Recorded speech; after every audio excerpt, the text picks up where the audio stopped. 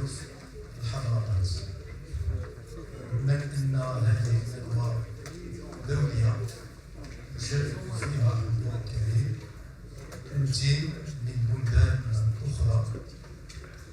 سأتشرف بإدارة هذا الجمع باللغة الفرنسية بعد استئذانكم طبعا. Le sujet de cette table ronde concerne la gouvernance mondiale et les caractéristiques dont elle doit pouvoir se prévaloir si on veut passer d'un principe de gouvernance mondiale à une réalité, à savoir les caractéristiques de la transparence, de la responsabilité et de la confiance.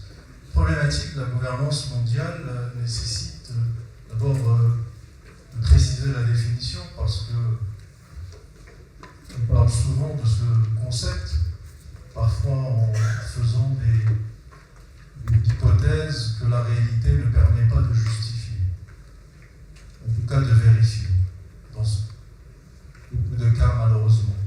On a l'impression que la gouvernance mondiale, c'est des règles communément admises par le concert des nations et parfois des institutions ad hoc chargées d'appliquer ces règles. C'est vrai que ce sont deux caractéristiques de la gouvernance mondiale, mais de mon point de vue, elles ne sont pas suffisantes. Pourquoi ? Parce qu'il faudrait que ces caractéristiques soient complétées par deux autres, qu'on oublie souvent malheureusement, à savoir l'universalité et l'effectivité. Quel intérêt que d'avoir un droit international ? Quel intérêt que d'avoir des règles admises sur le plan international en matière de gouvernance mondiale si tout le monde n'y adhère pas? Et quel intérêt également si on y adhère au niveau principiel sans les mettre en œuvre dans les faits? D'où la nécessité, et je crois que c'est un des axes sur lesquels aujourd'hui nous devons réfléchir, d'où la nécessité de s'assurer à la fois de l'universalité des règles de gouvernance mondiale, mais aussi sur leur effectivité. Et c'est d'autant plus vrai que les éléments de contextualisation des grands enjeux de géostratégie mondiale font qu'aujourd'hui, il y a une montée assez inquiétante des périls et des menaces. Mais aussi des opportunités, parce que n'oublions pas que lorsqu'on parle de gouvernance mondiale, c'est parce qu'aujourd'hui, nous sommes dans une planète village. Lorsque nous parlons de gouvernance mondiale, c'est parce que nous sommes tous dans un même terrain d'action et nous devons tous nous mettre d'accord, nous tous, États-nations, sur ces règles du jeu. Or, nous avons décidé, pour la plupart, quelques exceptions peut-être, en particulier des pays où la démocratie n'a pas pignon sur rue, mais la quasi-totalité des États-nations qui adhèrent aux Nations Unies ont accepté des choix démocratiques, évidemment, pour certains perfectibles encore, mais le chemin est là. Nous avons accepté d'ouvrir également nos économies, de nous intégrer dans la mondialisation, d'accepter qu'il y ait une interdépendance de nos économies, avec évidemment des productions d'externalités positives, négatives, qui vont au-delà des frontières, pour la nécessité d'une régulation mondiale. Ce qui fait que cette régulation est encore plus urgente, plus indispensable, c'est que les défis de la planète deviennent globaux. Lorsqu'il y a eu la pandémie de la Covid-19, évidemment, le virus ne s'est pas inquiété des frontières ni des visas. Il a circulé comme bon lui semble. Et quand des politiques publiques sont mises en œuvre par des États qui ont une taille systémique, eh bien, il y a des conséquences. Des conséquences à la fois sur les autres États avec lesquels ce pays de taille systémique commerce, mais aussi avec d'autres États qui n'ont rien dit, mais qui subissent les conséquences. Lorsqu'il y a eu la crise des subprimes aux États-Unis en 2007, là aussi, il n'a pas fallu demander un visa pour transférer les conséquences de cette crise, à la fois sur l'ensemble de l'économie américaine, mais aussi avec tous les pays auxquels l'économie américaine bouleversée, à la fois dans le commerce, mais aussi dans les transferts de flux de capitaux, mais également les pays qui n'ont rien à voir avec l'économie américaine. Et on a vu comment une crise localisée dans un secteur particulier, dans un pays, mais quel pays, première puissance économique mondiale, pouvait remettre en cause la stabilité économique et financière de la planète, d'où la nécessité d'une régulation. Et on pourra en revenir tout à l'heure sur cette question à travers les intervenants de nos invités, mais aussi dans le débat, comment cette crise a été vertueuse pour faire émerger une gouvernance mondiale des marchés financiers et des marchés bancaires.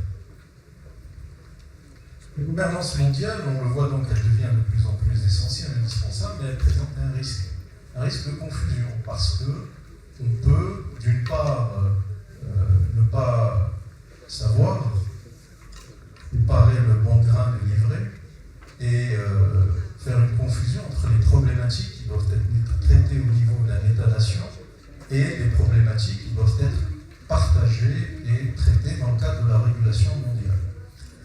D'autre part, les États-nations, c'est le fruit d'un continuum.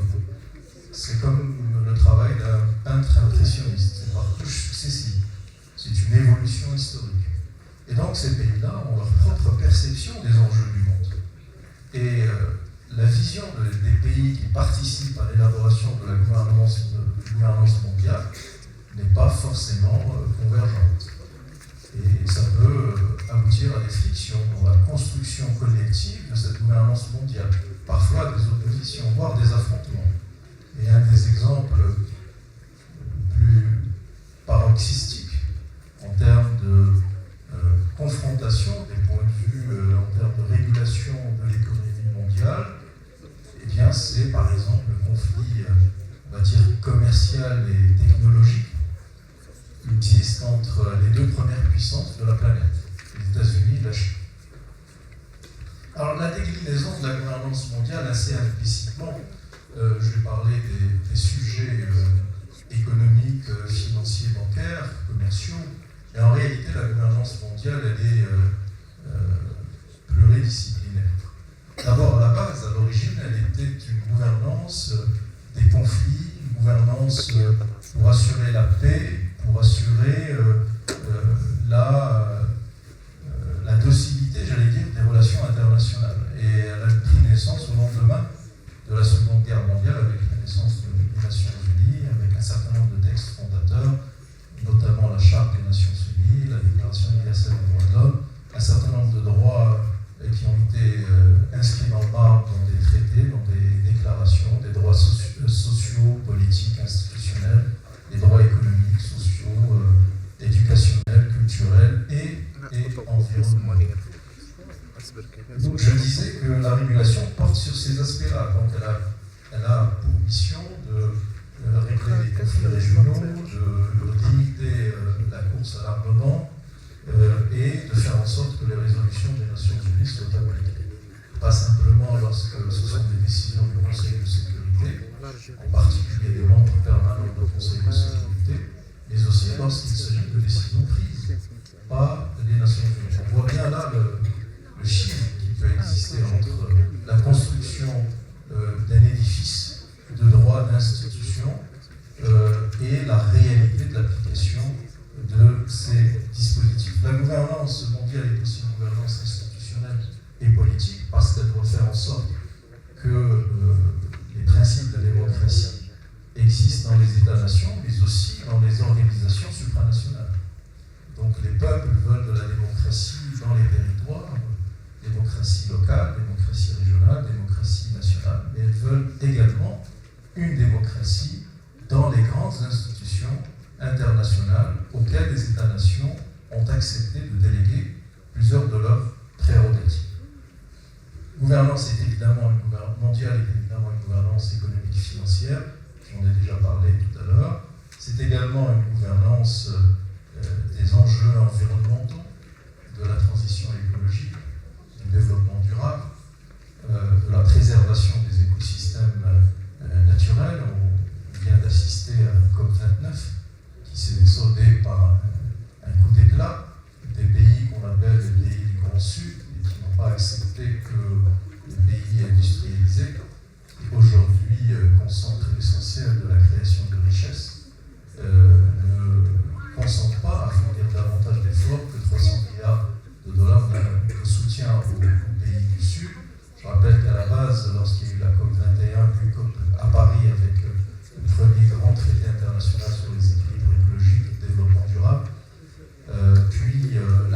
concrétisation à Marrakech en 2016, COP22, il était question de mettre dans le pot commun 100 milliards de dollars. Maintenant, c'est 300 milliards.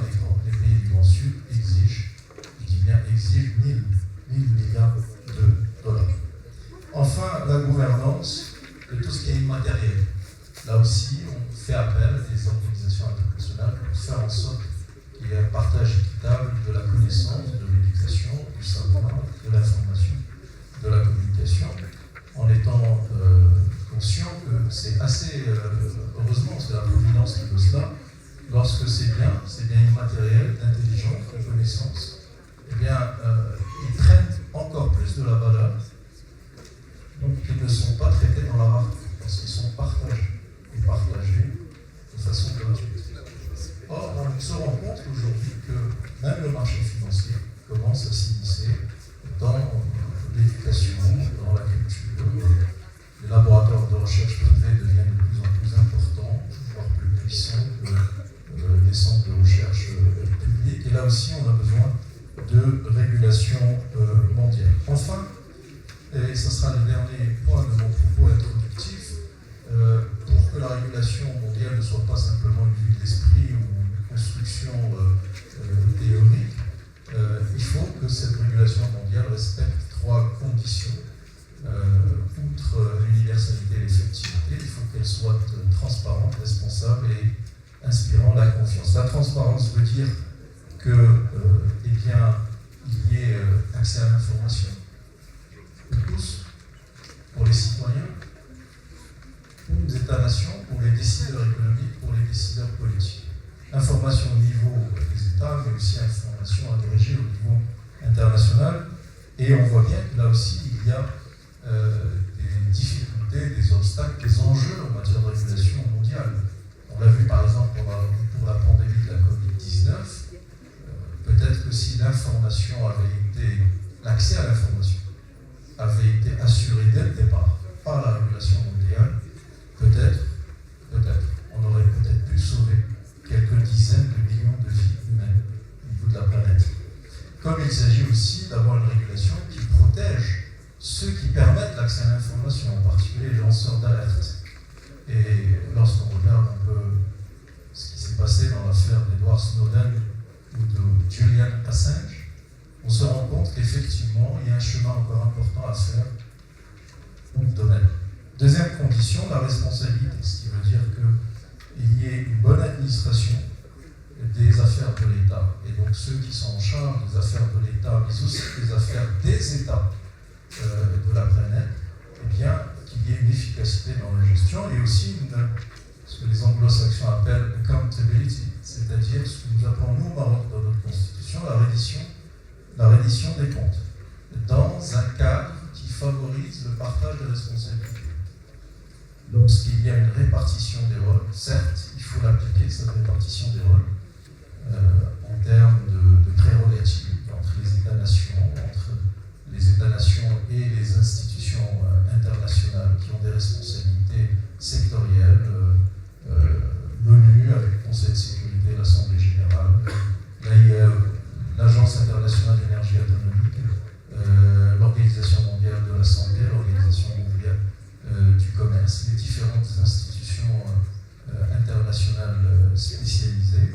Mais il faut aussi qu'il y ait une coopération entre toutes ces institutions et dans un cadre qui définit les règles et les conditions de cette coopération, évidemment un cadre contractuel. Enfin, l'état de droit, la confiance. Et cette confiance ne peut se construire, ne se décrète pas, mais elle se prouve au quotidien que lorsque l'état de droit est respecté, lorsque les libertés publiques, collectives, individuelles sont respectées, lorsque les citoyens participent à la décision sur les politiques publiques qui les concernent, à la fois dans les États, mais aussi au niveau international, lorsqu'il y a une véritable indépendance des magistrats et lorsque la loi est respectée par tous. La loi nationale, les lois nationales, et la loi internationale.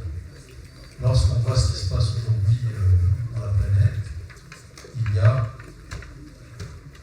beaucoup de raisons de s'en inquiéter, de s'inquiéter du non-respect de la loi internationale.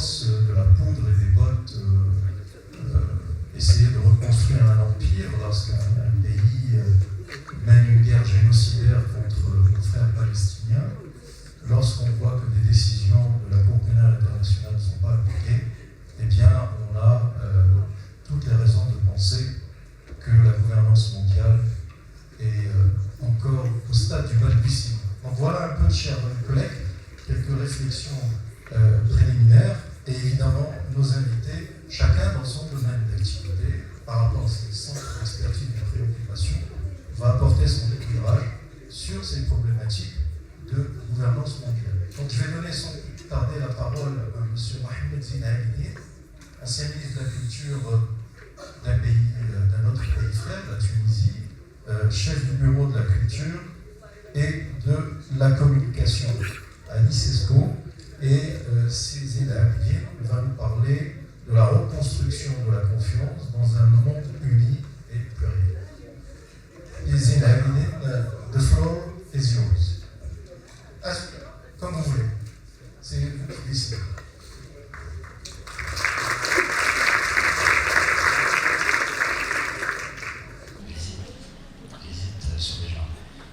Professeur Mohamed Moussa, merci beaucoup pour cette introduction d'abord. Et la cité romaine de Fès, toute ma gratitude associée à cette rencontre, particulièrement à l'échelle de toutes les alliances et les actions. Et je remercie à cet égard le professeur Mohamed Moussa et le professeur Mohamed. Merci, cher docteur, ici. Et je crois que je vais devoir m'écarter un petit peu de ce que j'avais prévu de dire, mais je crois que ce que vous avez déjà énoncé, la gouvernance mondiale et un certain nombre d'éléments, me paraît assez probant pour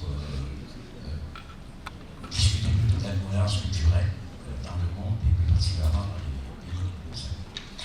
Donc, m'adressant bien sûr aux étudiants qui sont là, et c'est très important, je voudrais peut-être éloger la culture.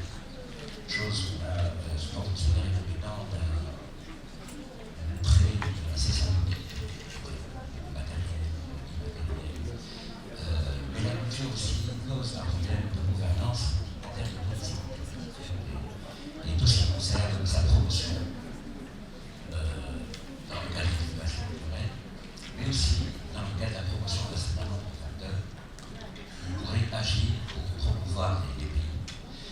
Non seulement par rapport à la rentabilité ou retombée sur le plan économique, mais surtout de la portée culturelle par rapport à ce qui peut promouvoir certaines valeurs dans les pays concernés et porter ces valeurs dans le cadre de ce qui nous concerne plus largement à l'échelle internationale. C'est la liberté culturelle d'une part et l'alliance des civilisations qui peut s'avérer donc je me permettrai, si vous voulez bien, de rebondir sur un certain nombre d'abord d'observations.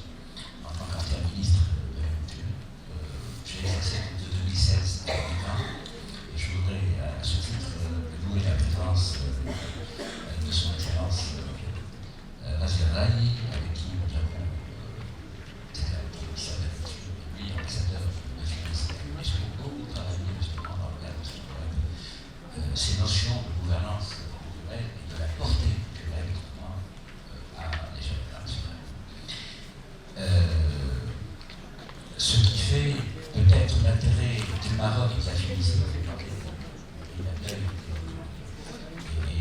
de la Tunisie, c'est justement cette pluriversalité des valeurs culturelles. C'est-à-dire qu'on n'est pas dans une particularité, dans un particularisme très astreint. On parle de la culture, un singulier pluriel, on parle d'épistémé, on parle de paradigme, on parle aussi d'un fait historique, culturel, civilisationnel, assez riche, qui permet justement des attitudes tout à fait probantes pour pouvoir définir les acceptions de la culture et ses attributions économiques, sociales et politiques.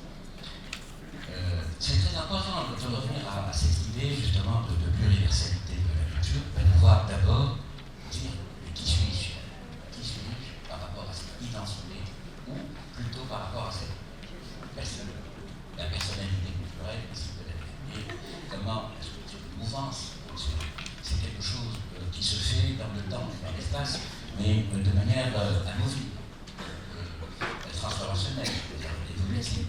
C'est très important justement de reconsidérer cette culture, non pas comme nous avons une latitude pour pouvoir considérer dans quelque chose à préserver, mais plutôt quelque chose à faire améliorer.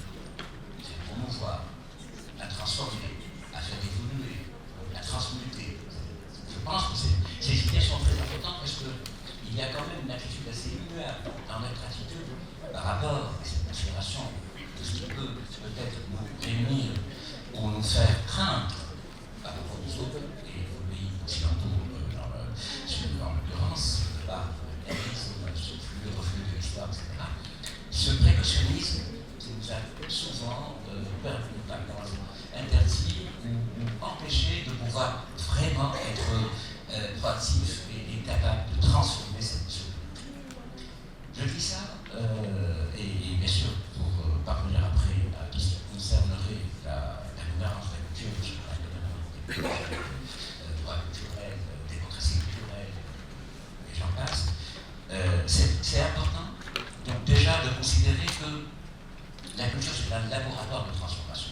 Ça ne peut pas être une redondance, un pléonasme, etc., pour pouvoir dire « Ah non, non, je suis en train de préserver, de sauvegarder. » C'est bien, c'est très important de sauvegarder.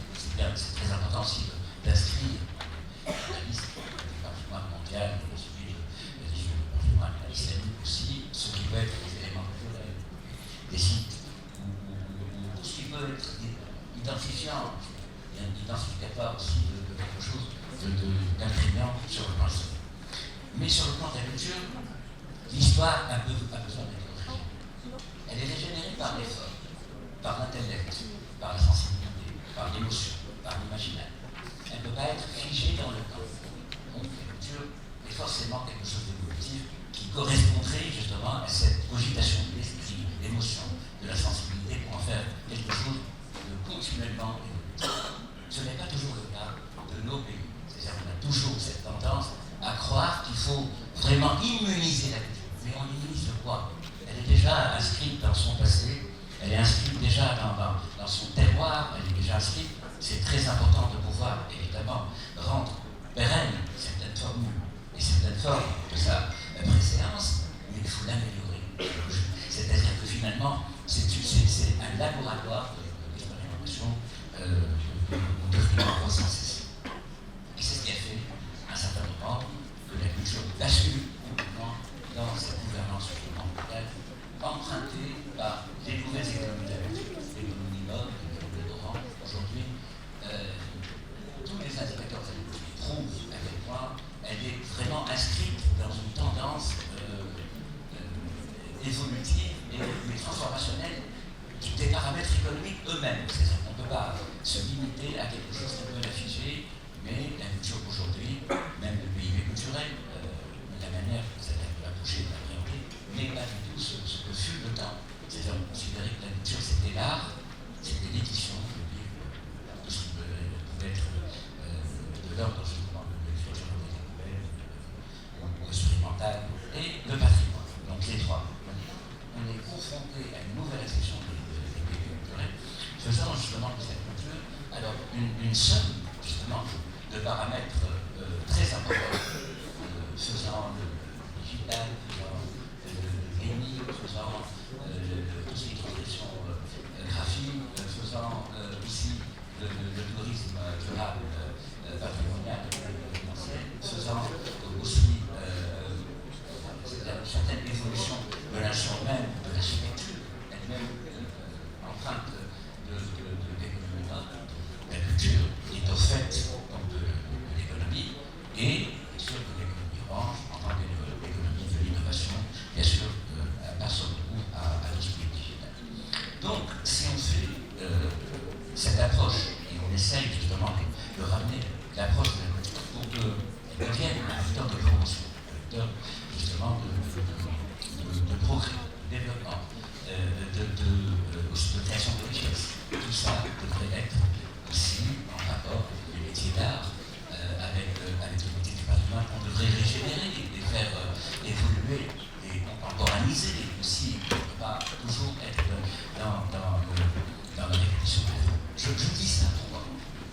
Parce que toutes ces notions d'économie circulaire, d'économie solidaire et sociale, d'économie digitale, d'économie mode, d'économie orange, tout cela est promu par la culture, et la culture est elle-même promue par ces mauvaises économies. Donc il y a une interface très plausible dans ce rapport-là, qu'il faudra absolument étudier et sur laquelle il faut travailler. Je voudrais rappeler aussi l'importance d'un indice, c'est-à-dire des économies. Un indice pour pouvoir aussi établir l'étalon des États et le mérite en termes de politique économique, donc des États, pour pouvoir dire à quel point donc, cette économie-là s'applique ou ne s'applique pas, peu ou prou, donc dans certains États. Je pense que cela est important pour pouvoir situer un petit peu les enjeux réels de la promotion de la culture et de la culture. Il y a aussi des indices possibles et probables des nouvelles technologies. Et j'en entends évidemment les ICC, les industries créatives et culturelles, mais pas seulement. Parce que quand on parle des nouvelles technologies en data science, quand on parle des nouvelles technologies aussi en intelligence artificielle, quand on parle aussi de tout ce qui est le blockchain, etc., on sent à quel point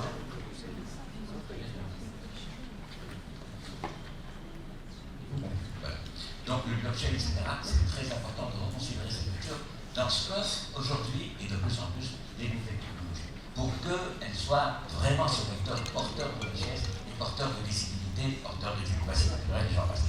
Alors, les droits culturels, la démocratisation de la culture et les démocraties culturelles aussi, et cette accessibilité de la culture et le devoir des États de pourvoir justement le citoyen de sa culture. Une culture citoyenne capable justement de promouvoir une certaine acception de la culture, mais une certaine réaction du citoyen par rapport à soit lui-même productif, créatif et inventif. Donc c'est une ingéniosité culturelle dont nous avons vraiment besoin.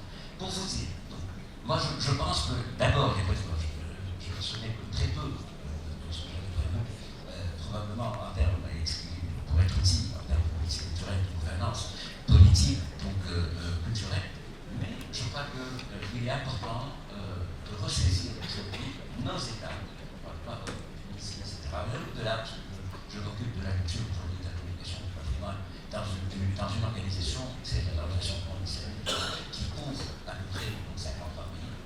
Cela nous incite à revoir notre monde, nous incite à revoir nos politiques, nous incite à revoir notre conscience de la culture, notre attitude, à pouvoir être vraiment dans ce sillage justement du besoin culturel, de l'action culturelle et de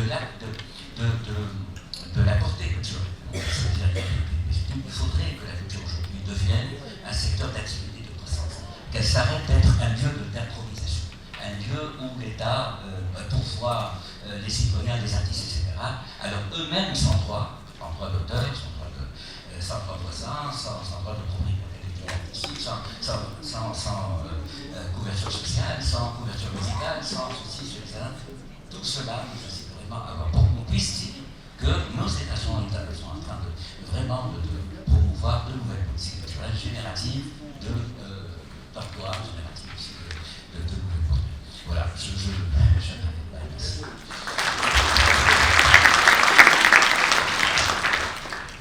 Merci Zéna Abiline pour votre éclairage très intéressant, fruit de votre expérience, à la fois dans la conception des politiques culturelles et dans leur mise en œuvre. Vous nous rappelez combien la culture est importante. Vous avez fait l'éloge de la culture, mais combien la culture est un instrument de diplomatie, de soft power pour les pays, pour la promotion de leurs valeurs culturelles et pour leurs valeurs justement qui s'inscrivent dans leur histoire et dans leur construction de la propre personnalité. Vous avez souligné également une sorte de communauté de destin, si j'allais dire, c'est pas le terme que vous avez utilisé, et une très grande similarité entre le Maroc et la Tunisie, qui ont une pluri-universalité de leurs valeurs culturelles et qui sont parfaitement bien positionnés pour mettre en exergue leur capacité à la fois à encenser, à valoriser leur patrimoine, mais aussi à capturer les valeurs universelles et à les magnifier à leur manière. Vous avez également parlé du risque qui peut aussi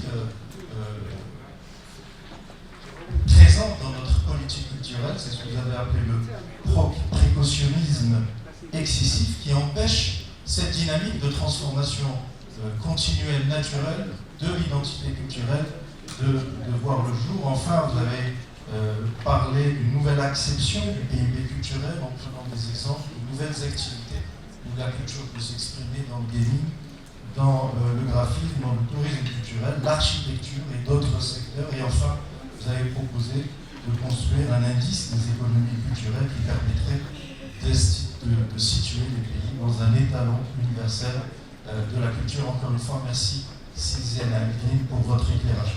Je voudrais présenter notre deuxième invité, Sibrahim Bidjoun, banquier de métier, donc et de conviction, je vais dire aussi, administrateur directeur général du groupe Bank of Africa, ou BMCE, président fraîchement nommé du conseil d'administration de la bourse de Casablanca. Et Sibrahim Bidjoun va nous parler à la fois du rôle du secteur bancaire dans la mise en place et l'émergence d'une gouvernance durable, mais aussi, je crois, de 3 ou 4 autres points supplémentaires qui lui tiennent à cœur. Sibrahim.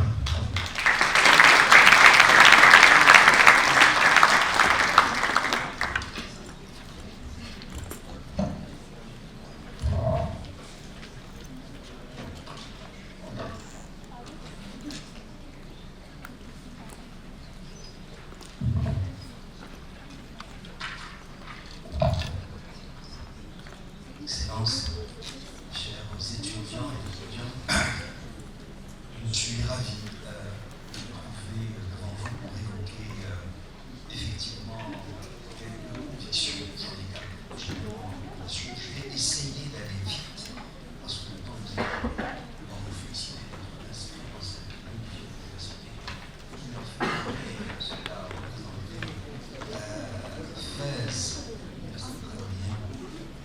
la science pour la capitale spirituelle du siècle d'âge. Alors, la BTA, économiste, banquier, en même temps international, peut faire progression de fond. 4 convictions, je vais essayer d'aller 4 convictions qui permettraient de traiter, et une recommandation générale, autour de la thématique dont qui est inscrite, transparence, responsabilité, confiance comme fondement d'une gouvernance mondiale durable. Pour la prévalence de confiance pour un monde uni et plus riche. Vous avez vu hier, vous avez entendu également ce matin que les défis de la communauté internationale et confrontée sont multiples, si vous voulez rapidement.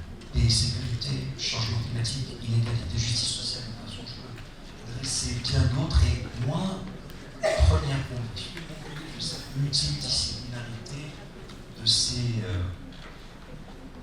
défis. L'intensité de leur interconnectivité, il faudrait que la communauté internationale œuvre certes collectivement, et collectivement, ce n'est pas une affaire que de l'État, ce n'est pas une affaire de l'organisme international, ce n'est pas une affaire de la société civile, ce n'est pas une affaire du secteur privé, c'est l'affaire de tous en même temps, afin, pour améliorer et renforcer la gouvernance mondiale, ils puissent d'abord aligner les politiques publiques, faire en sorte que leurs politiques et publiques et privés puissent être alignés sur ce que sont vous connaissez et l'agenda 2030, les objectifs de l'Union.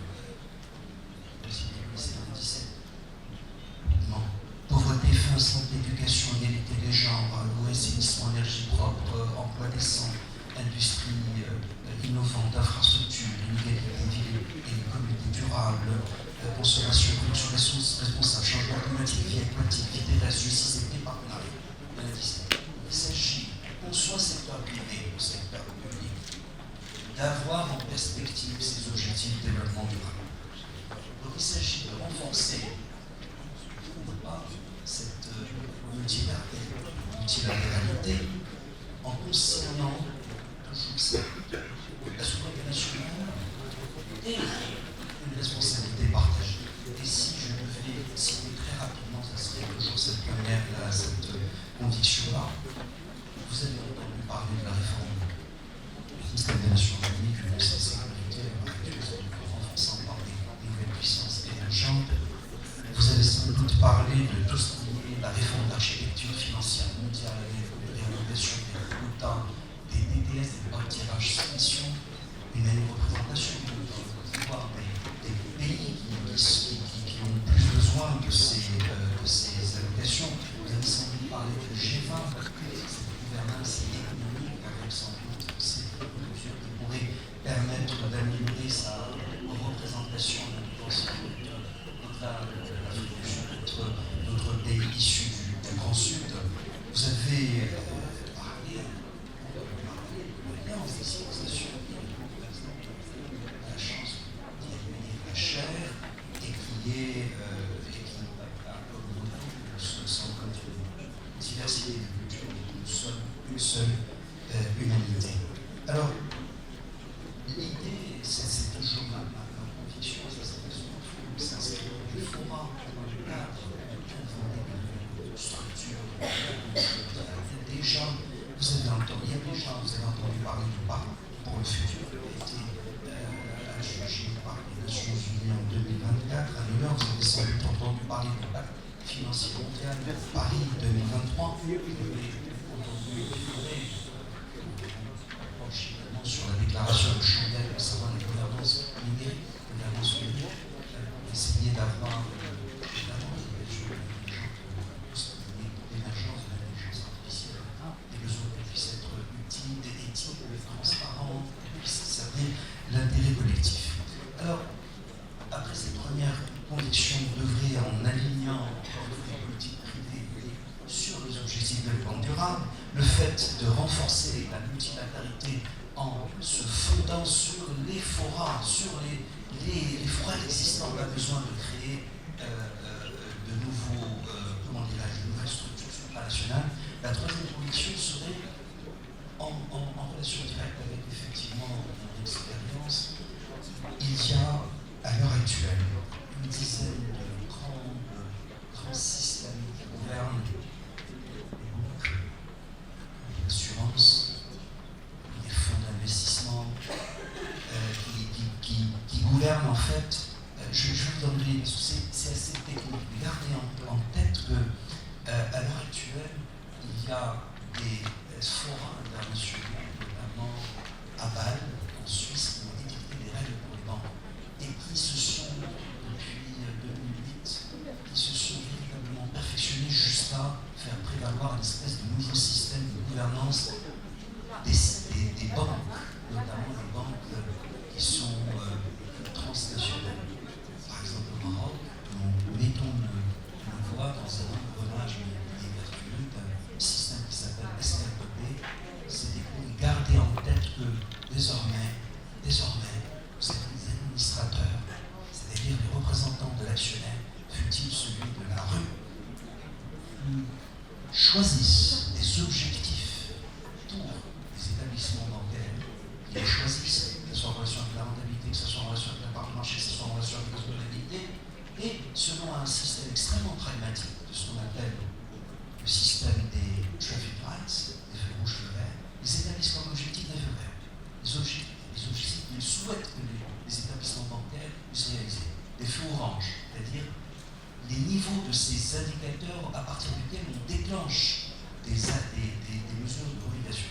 Et ensuite, le feu rouge, évidemment, quand il s'agit de niveau réglementaire. C'est tout ça pour vous dire que le système dont je parle, mais il y a aussi la lutte anti-blanchiment, il y a des normes de stabilisation financière qui ont identifié des établissements, ce qu'on dit de systémiques. Il y a un système qui est comme celui de Bâle pour les assurances qui s'appelle SRB. Tout ça, enfin, il y a le système de protection des données, il y a le système de protection des investisseurs. Eh bien, tous ces systèmes de régulation qui sont suivis par des superviseurs, comme au Maroc, en centrale, contribuent à une meilleure gouvernance mondiale, mais ce n'est pas, mais c'est une gouvernance qui est entre, je dirais, c'est vrai, mais par des systèmes financiers matures et qui progressivement touchent les systèmes financiers moins matures comme les nôtres. Mais gardons en tête, ces réglementations harmonisent les normes internationales. Ces réglementations renforcent la coopération multilatérale, elles renforcent la transparence et la responsabilité. Et enfin, et c'est ça le cœur du sujet est ultime. Elles préviennent des crises. Elles préviennent des crises financières. Il y a maintenant des systèmes qui permettent ce qu'on appelle les PRCD, les plans de remédiation de crise interne, qui détaillent vraiment rubrique par rubrique qu'est-ce qu'il s'agirait qu'Adeline Lepez faire si jamais un établissement bancaire connaissait une crise dont des indicateurs seraient dégagés. C'est juste pour vous dire, et ça serait la troisième condition. Et enfin, la quatrième condition, et on quitte les banques et les finances, on va au-delà. Cette gouvernance mondiale renforcée et durable doit absolument passer par le continent africain. Je suis très heureux que beaucoup d'étudiants de l'Université Polytechnique soient du continent africain, hormis les Marocains, parce que l'Afrique, grâce à Dieu, regorge de ressources. Ressources d'abord fluides, éminemment d'abord humaines, capital humain, que vous représentez, et aussi des ressources naturelles anciennes et nouvelles. Et alors, le grand bleu des mers, et alors vert des forêts.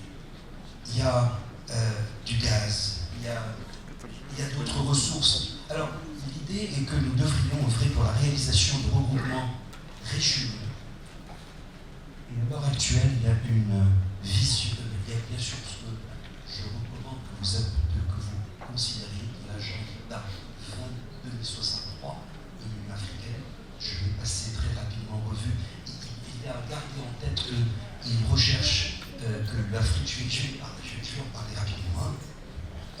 Cette aspiration de l'agenda 2063, c'est l'Afrique prospère, un continent intégré, une Afrique en paix en sécurité, une Afrique dotée d'une bonne gouvernance, une Afrique d'identité force, une Afrique de développement humain centré sur les peuples, les jeunes, les femmes, et enfin un acteur influent sur la scène mondiale. On en a parlé quand on parle de la représentativité de l'organisation d'État.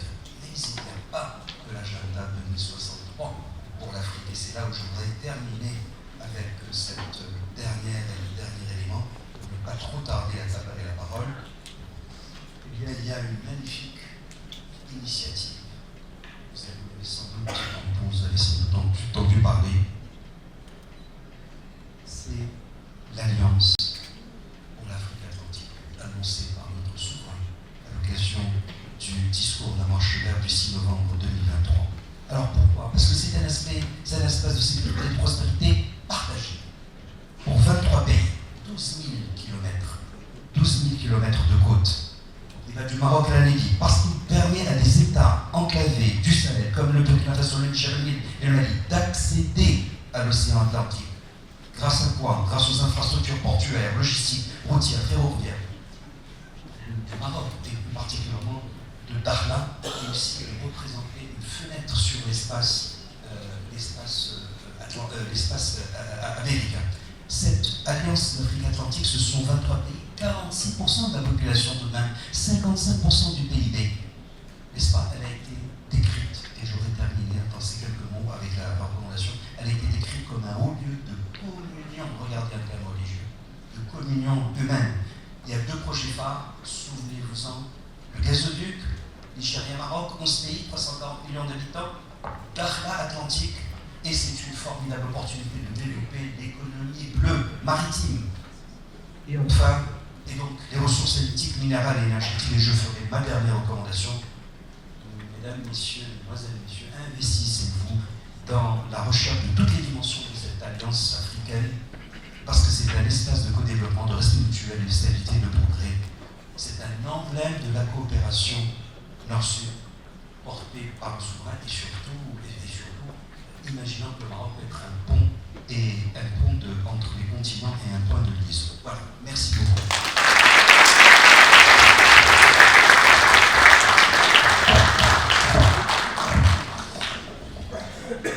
Merci Sébrahim Juloun pour votre présentation. Vous avez partagé avec nous vos 4 convictions.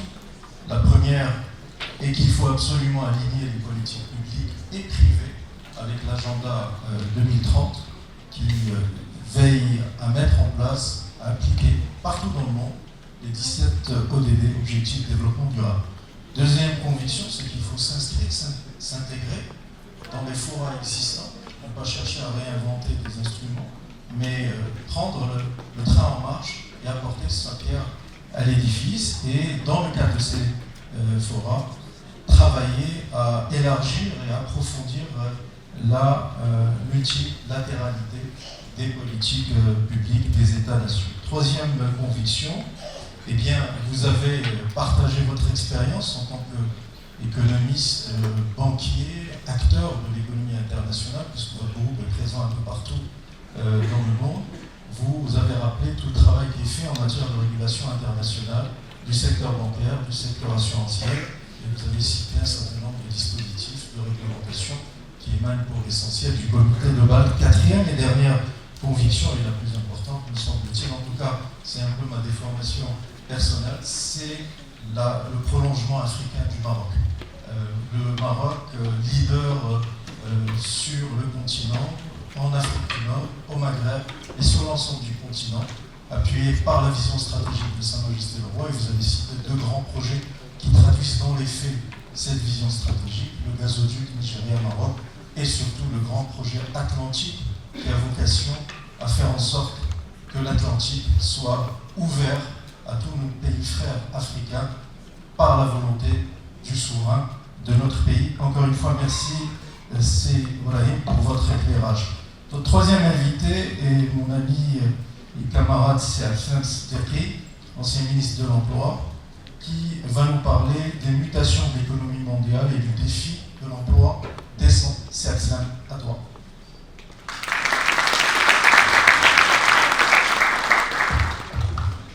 Merci cher ami. C'est ma priorité. Ancien ministre de l'Emploi.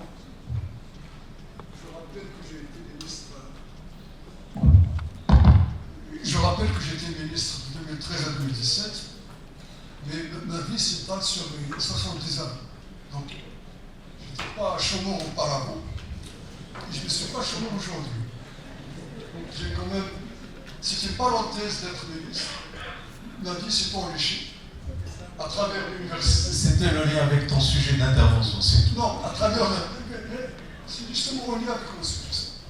C'est enrichi avec, dans la pratique, à travers, bien sûr, les 30 années que j'ai passées comme enseignant à l'université, à travers mon engagement sur le terrain, à côté des citoyens. Parce que ce qu'on apprend dans la rue, on n'apprend pas sur les bancs de l'université. Loin et moi. Là, je m'adresse aux étudiants. Généralement, la moyenne, 25% de nos connaissances, on les apprend à l'université ou à l'école. 75%, c'est sur le terrain, en étant avec les gens, en étant à l'écoute des populations. Et croyez-moi également que même le montagnard, le paysan qui vit dans les fins fonds du bled, il a des choses à nous apprendre. Il y a beaucoup de choses à nous apprendre. À des savants qui travaillent dans des bureaux. Je suis parti, quand CAST m'a contacté pour participer, je l'ai fait avec plaisir. Bon, bien sûr, j'ai préparé un document de 28 pages qui sera publié. Je vais vous dire rapidement le fond de ma pensée sur ce sujet-là. Je suis parti de 3 constats. Le monde, alors où nous parlons, compte plus de 700 millions des personnes qui vivent sous le seuil de la pauvreté, voire dans la pauvreté extrême. Il compte à peu près autour de 200 millions chômeurs, personnes au chômage. Et par ailleurs, je constate, je relève également, d'après les statistiques, que plus un pays s'enrichit, plus les écarts sociaux s'élargissent. Donc il y a accaparement de la richesse par une partie au détriment des producteurs. Ça m'énerve à la limite. Ça m'interroge, ça m'interpelle, ça interpelle tout le monde. Dans quel monde nous sommes là? Ce monde-là, ça dépasse le dialogue interreligieux. Il ne faut pas forcer je crois qu'il ne faut pas restreindre les véritables problèmes à de faux problèmes. On n'est pas dans une guerre de religion. Je suis navré. On est dans une guerre économique, dans une guerre sociale, entre des classes sociales qui ont des intérêts divergents. Et je me suis interrogé, je me suis dit, quelle est l'origine de ce problème? Je suis remonté jusqu'à Ibn Khaldoun, que très peu malheureusement d'universitaires, notamment dans l'Occident, reconnaissent pas avoir.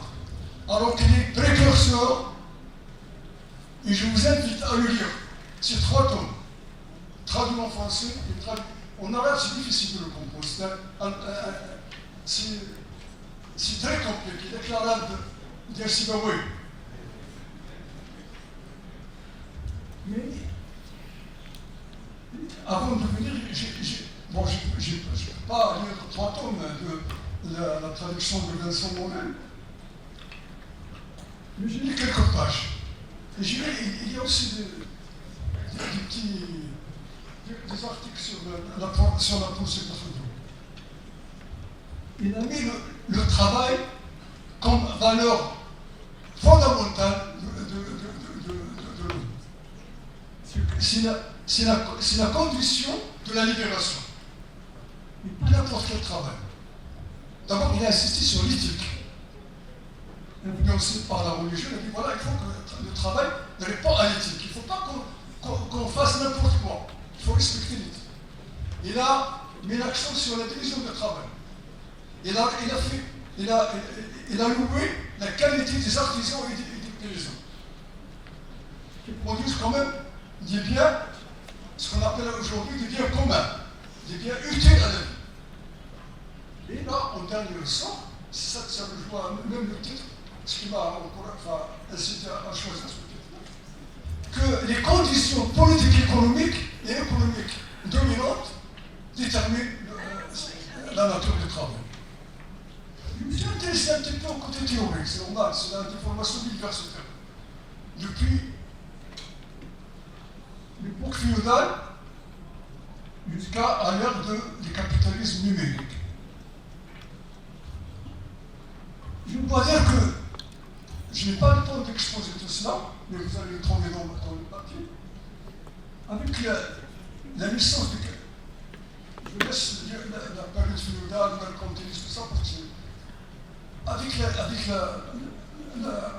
la révolution bourgeoise et l'apparition de l'économie politique classique, on a mis le travail, on considère le travail comme le déterminant de la valeur des marchandises. Et ça a été ce qui a été exactement découvert par les Khaldoun. Bon, on a dans la littérature occidentale, on remet ça à Jean Baudin, mais c'était 2 siècles après. Et ça a été quelque chose de pourquoi? Parce que la bourgeoisie voulait bien sûr s'allier aux masses laborieuses pour détrôner, pour écarter la féodalité du pouvoir. C'est une bourgeoisie qui est révolutionnaire, qui a un sens, il a un projet culturel fondamental. Sur cette base-là, il a créé une nouvelle réalité sociale. Et puis par la suite, il y avait la pensée marxiste. Marx est parti de la valeur travail de Ricardo et de Smith. On introduisait quelque chose de nouveau. C'est la différence entre la force de travail et le travail. Autrement dit, l'ouvrier fournit un travail, on dépensant sa force de travail. Et l'entrepreneur le paye pour la force de travail, et non pas pour le travail qu'il a. Parce que le travail détermine la valeur de la marchandise. Et donc, voilà, les travailleurs sont exploités par les. Moi, je ne prends pas de position, mais je traduis, j'explique. Sur cette base-là, les gens ont pris conscience.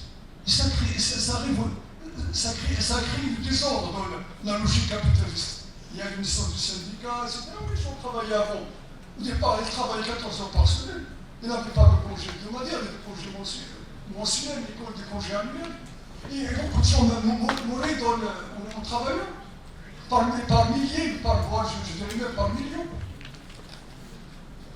Donc, une licence du syndicat, etc., humaniser un petit peu le travail.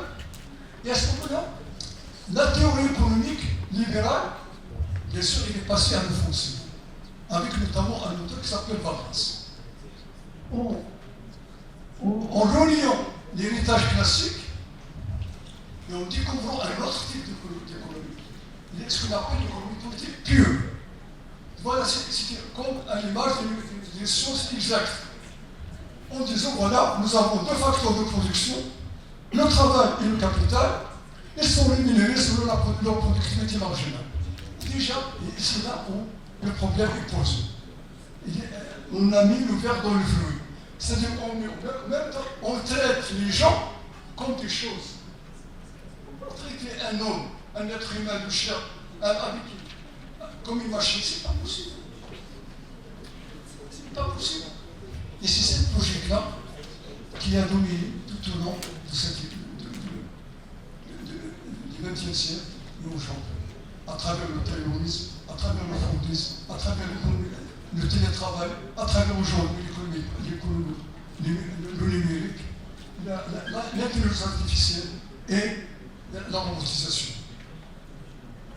On revient avec le temps, où les gens actuellement on se pose la grande question, moi je termine, sur la fin du travail. Moi personnellement, je ne suis pas personnel, je ne suis pas le seul. Je ne crois pas à la fin du travail. Le travail va exister. Il va y avoir peut-être une lutte acharnée pour le respect de la dignité humaine. Les gens ne se laisseraient pas faire. Croyez-moi que les gens peinent aujourd'hui avec l'ubérisation de l'économie, avec les horaires flexibles. Là où il n'y a pas de chômage, ou le chômage très, très faible, c'est là où il y a le plus de précarité. Les gens sont envoyés comme ça, ça va peut-être. Ils travaillent, on l'appelle, ils travaillent 2 heures, 3 heures ici, c'est un peu mais en Allemagne, ça marche comme ça. En Allemagne, c'est vertueux certainement des pleins d'emploi, mais quel plein d'emploi? On travaille à mi-temps. C'est pas le plein d'emploi. C'est anormal. Donc, moi je crois qu'il faut inventer, s'il y a un dialogue à faire, il faut inventer un autre système de vie. Quand il y avait la crise Covid, tout le monde appelait un nouveau mode d'organisation, de production, de consommation. Et une fois que le Covid est passé, on y a revenu. On chasse le ridicule et on revient au gars. Tout le monde est revenu au zéro. Pourquoi? Parce qu'il y a trop d'égoïsme. Les gens sont très peu sociaux. On pense très peu aux voisins. On pense très peu à ceux qui n'ont rien. Il faut que les gens... Là, moi je ne crois pas aux valeurs morales. Il n'y a pas de valeur morale. C'est une histoire d'intérêt, de rapport de force, de conscience de classe. Si tu ne le crées pas pour avoir ton droit, personne ne te l'accorde.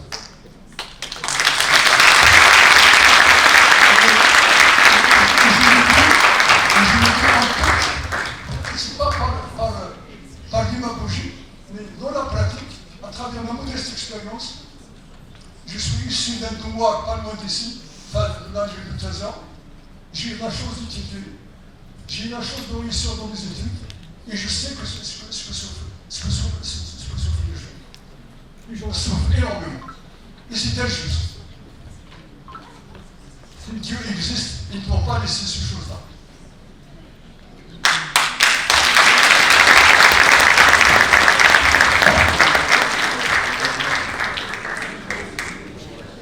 Merci beaucoup, Sébastien Sidéré, pour votre intervention. Intervention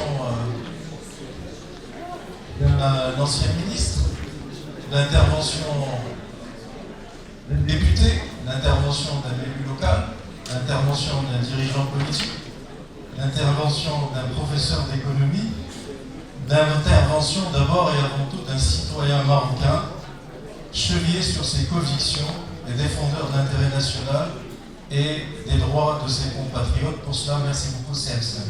J'ai retenu, et comme l'ensemble de l'auditoire, vos propos, vous rappelant que l'enseignement, et je crois que c'est un message clé pour nos étudiantes et étudiants présents dans cette salle, l'apprentissage dans le monde universitaire, quelle que soit la qualité du cadre dans lequel on apprend, et votre université est une prestigieuse université marocaine, africaine, eh bien sachez que le contenu des informations, des apprentissages, des méthodes, c'est par définition limité par rapport à la complexité, à l'étendue des difficultés et des complexités que vous aurez à gérer tout au long de votre vie professionnelle, vie tout court.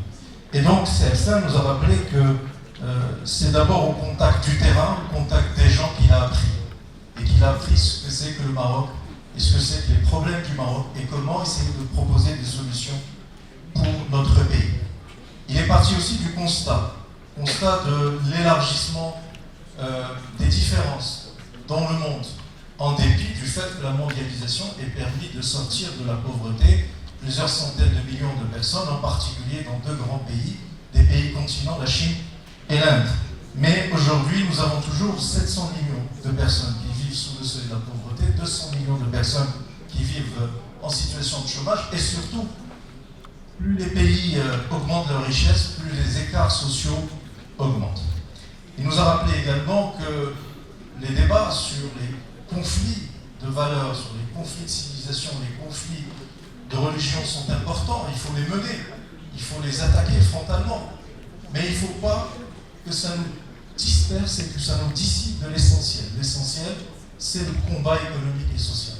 C'est le combat pour les droits des personnes, des individus, des groupes de société et des pays également, qui n'ont pas eu droit au partage de la richesse produite mondialement. Et pour corroborer, pour argumenter, pour illustrer, pour donner une profondeur historique à son propos, CM5 est parti puiser dans la connaissance que nous apporte la pensée économique, et il est parti chez un de nos maîtres, nos économistes marocains, Abdelrahman Ibn Khaldoun, qui très certainement a inspiré de très très grands économistes, entre guillemets occidentaux, qui ont créé la pensée économique, Adam Smith, Ricardo, Walras et autres. CM5, pour conclure son propos, et là c'est plus le professeur d'économie qui s'exprime, mais c'est plutôt l'acteur politique, battez-vous pour gagner vos droits. Merci CM5 encore une fois pour ce partage.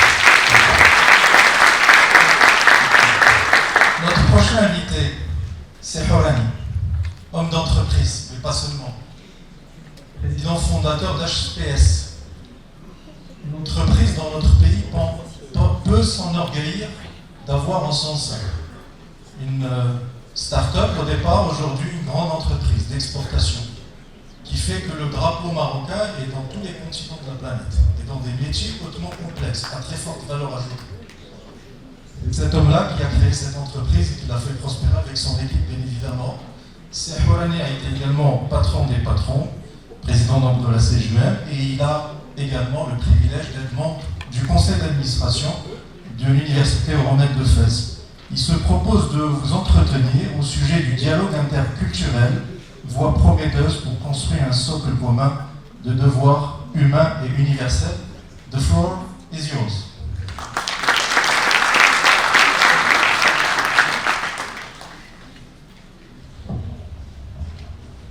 Merci. Mesdames et messieurs, chères étudiantes, chers étudiants, j'ai préparé un papier pour cette manifestation importante, donc je vais me permettre de vous le lire, comme ça je respecterai le temps qui m'est imparti. J'ai l'honneur et l'immense plaisir de participer à cette importante rencontre et je tiens à en remercier les organisateurs avec à leur tête Sextafa Bousnina, aussi Abhaq Al-Souzi. Depuis sa création en 1945, l'ONU a joué un rôle central dans l'évolution des relations internationales. Elle a permis la promotion de la paix et de la sécurité internationale, la promotion des droits de l'homme, la facilitation de la coopération entre États dans de nombreux domaines, ainsi que la mise en place d'un vaste corpus de droit international.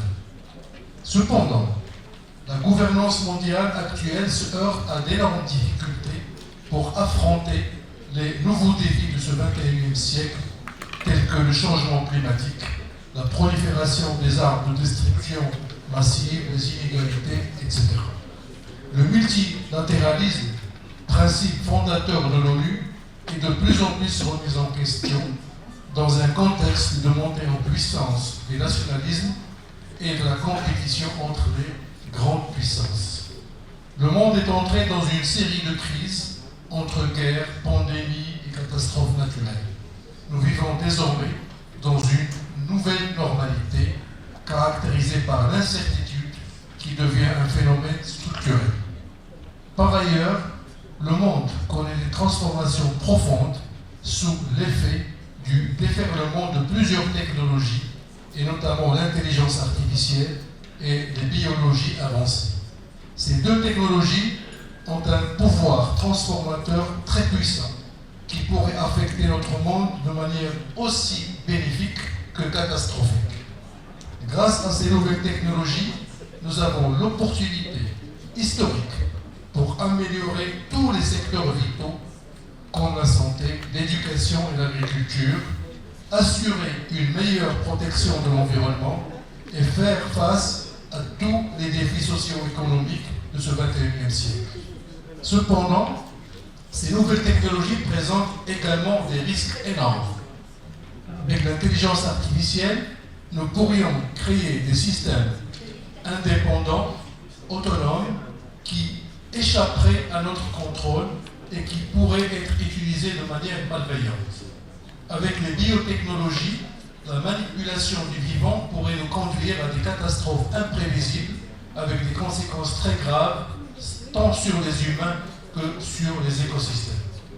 Pour remédier aux insuffisances de la gouvernance mondiale actuelle et faire face aux nouveaux défis de notre époque, une nouvelle gouvernance mondiale s'impose. Elle doit être durable et construite sur la base de fondements solides. La transparence et la responsabilité constituent en fait des processus qui permettent de s'assurer du respect de valeurs fondamentales comme la sincérité, l'honnêteté, l'intégrité ou encore le respect de ses engagements. La transparence permet de rendre visibles les actions et les décisions, et la responsabilité permet d'en assumer les conséquences. La confiance, quant à elle, apparaît plutôt comme le résultat de ces processus. Elle est construite dans la durée. Et lorsque les parties prenantes constatent que les valeurs déclarées sont effectivement mises en œuvre de manière cohérente. Ces valeurs fondamentales sont essentielles pour établir la confiance entre les individus, les institutions et les nations, ce qui est crucial pour une coopération internationale efficiente et durable. Mesdames et messieurs, ce sont les mêmes valeurs fondamentales qui guident la gouvernance d'entreprise. Ces valeurs sont des éléments clés qui permettent de renforcer la confiance des investisseurs, des clients et des autres parties prenantes de l'entreprise. Les bonnes pratiques de la gouvernance d'entreprise ont abouti à l'émergence de la démarche ESG qui permet aux entreprises d'intégrer les considérations environnementales, sociales et de gouvernance dans leurs activités. La démarche ESG est devenue un enjeu majeur pour les entreprises. Les bonnes pratiques de gouvernance d'entreprise pourraient nous inspirer pour reconstruire la gouvernance mondiale. Bien que plus complexe, le monde devrait être gouverné comme une giga-entreprise qui appartient à tous les humains qui en sont les actionnaires. Mesdames et messieurs, l'importance des valeurs fondamentales qui sous-tendent les fondements d'une gouvernance mondiale durable nous pousse à nous poser une grande question. N'est-il pas opportun aujourd'hui de rendre obligatoire le respect de ces valeurs? Face aux défis de ce XXIe siècle, j'estime qu'il serait opportun de créer un système de devoirs universels de l'homme que toutes les nations devraient promouvoir à l'image des droits universels de l'homme. Un tel projet mérite d'être exploré par la communauté internationale malgré les défis qu'il implique. Il est vrai que contrairement aux droits de l'homme, qui sont perçus comme des protections individuelles fondamentales, les devoirs sont souvent liés à des notions plus subjectives de responsabilité sociale et morale. Il est vrai aussi que la notion de devoir varie d'une culture à une autre, ce qui rend difficile de dégager un consensus sur les principes d'universalité de ces pouvoirs. Néanmoins, certaines valeurs et principes sont largement partagés par pratiquement toutes les cultures et pourraient constituer la base d'un tel système comme le respect de la vie, le respect de la dignité humaine, la sincérité, la solidarité, le respect de ses engagements ou encore le devoir de citoyenneté. Pour vous montrer la faisabilité et la pertinence d'un tel projet, permettez-moi de vous donner un exemple à travers l'expérience de notre groupe HPS. Depuis la création de notre groupe en 1995, nous avions choisi la solidarité comme valeur suprême au cœur de la culture de notre entreprise. Nous avions décrété que la solidarité était un devoir et non un choix facultatif, et ce, pour tous les collaborateurs. Nous avions également défini le périmètre de cette solidarité. Il doit être interne, c'est-à-dire entre tous les collaborateurs, entre les différentes entités opérationnelles de l'entreprise et ses filiales. Il doit être également externe, c'est-à-dire avec nos clients, avec nos actionnaires, avec nos partenaires, avec nos fournisseurs aussi, et notre environnement sociétal. Nous avions aussi défini la manière d'exercer cette solidarité. Nous avons exigé qu'elle soit exercée de manière professionnelle et responsable. Les résultats de cette démarche sont tout simplement extraordinaires.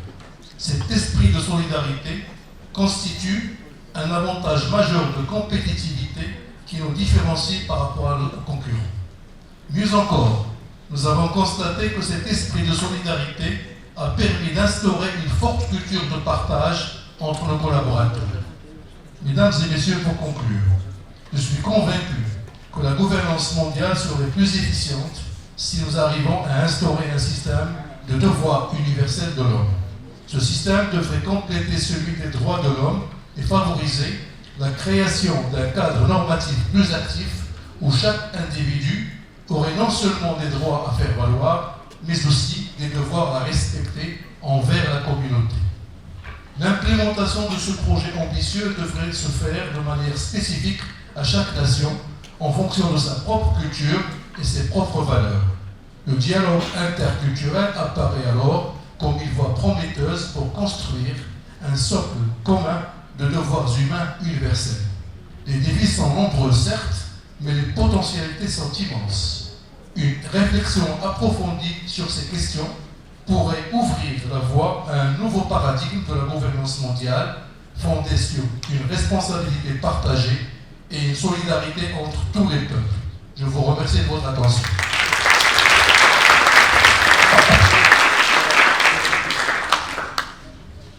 Merci Sehourani pour votre propos.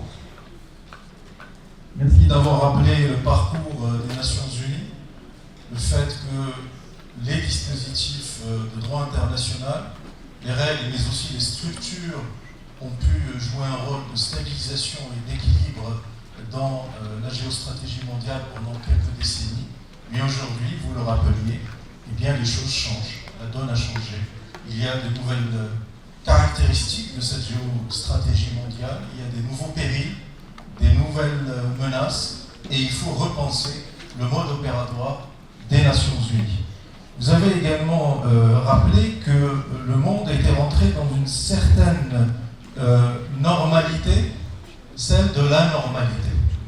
Ce n'est pas le propos que vous avez utilisé, mais c'est ce que j'en ai conclu, c'est-à-dire la normalité de l'incertitude, la normalité de la transformation permanente, la normalité de la complexification des enjeux économiques, sociaux, culturels, politiques, sécuritaires.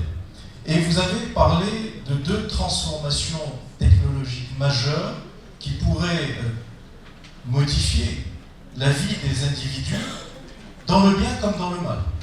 L'intelligence artificielle et la biotechnologie. On peut en faire un usage vertueux pour soigner les gens, pour découvrir des remèdes que l'être humain n'est pas capable d'identifier, pour faciliter la production d'appareils de production plus rapidement au moindre coût, comme on peut utiliser l'intelligence artificielle pour fabriquer des robots, des drones qui vont tuer. La biotechnologie, la même chose. On peut l'utiliser pour découvrir des remèdes, notamment dans les maladies du sang, comme on peut l'utiliser pour faire une manipulation du vivant et créer un Frankenstein. Et donc, vous avez raison de dire que la gouvernance mondiale doit réguler l'utilisation de l'intelligence artificielle et de la technologie, et ça, on ne peut pas le faire chez nous au Maroc, ni même à l'université européenne de Fès. On ne peut le faire qu'au niveau mondial, partagé par tous.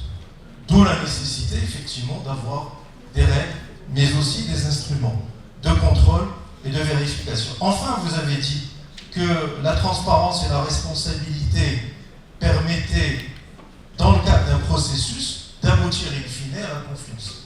Et c'est grâce à la transparence, dans la gestion des affaires publiques, dans la gestion de la gouvernance du monde, et grâce au sens de la responsabilité, qu'on peut construire cette confiance. Construire cette confiance entre les personnes, construire la confiance entre les États, construire la confiance entre les institutions internationales. Enfin, vous avez dit que ces principes-là, on les retrouve dans le monde de l'entreprise. Vous avez donné l'expérience de l'entreprise que vous dirigez, et ces principes-là sont valables à la fois dans le pilotage des organisations privées, des organisations économiques, mais aussi des organisations collectives que sont les États et la communauté des États. Merci, Cheikh Olami, pour votre partage. Je vais inviter notre prochain conférencier, M. Philippe Blacher, membre du tribunal suprême de Monaco. Il va nous parler des expériences de déontologie parlementaire comme expérience de pratique transparente dans l'exercice du pouvoir. À vous la parole. Merci beaucoup. Tout d'abord, permettez-moi de remercier les organisateurs de ces rencontres et de féliciter Monsieur le Président de l'Université Euromed pour la réussite à la fois de son institution, mais également pour la qualité des étudiants que j'ai pu cette semaine avoir, notamment dans le master de Monsieur le Professeur Azouzou. C'est vraiment un plaisir d'enseigner avec des étudiants d'aussi grande qualité. En vous écoutant, Monsieur le Ministre, et je me permets de m'adresser à vous, I have a dream. J'ai rêvé que les ministres français étaient aussi savants, courageux et engagés, passionnés que vous. Peut-être qu'un jour, Inch'Allah, cela arrivera. Merci beaucoup. Alors, je vais, plutôt que de vous parler de droit parlementaire, ce qui en réalité est ma spécialité à l'Université de Lyon, je vais plutôt réagir sur les trois mots qui nous réunissent: la transparence, la responsabilité, la confiance. Ce sont trois mots qui font toujours sens, mais ce sont trois mots dont nous cherchons encore l'effectivité, pour reprendre, Monsieur le Président, une expression que vous avez utilisée. Trois mots qui font toujours sens. Vous avez cité Ibn Khaldoun, moi je vais citer Montesquieu. Alors, un peu plus ancien, mais en France, nous considérons que Montesquieu, c'est le premier sociologue en France. Montesquieu a écrit un ouvrage qui s'appelle « De l'esprit des lois », que vous avez peut-être lu, et dans l'esprit des lois, Montesquieu distingue la loi et les mœurs. La loi vient d'en haut, les mœurs viennent d'en bas. Et Montesquieu écrit que le droit ne peut pas imposer les mœurs. Le droit ne peut pas imposer la coutume. Le droit ne peut pas imposer la culture. Autrement dit, l'auteur de l'esprit des lois opère une séparation entre la régulation juridique et la régulation sociale et culturelle.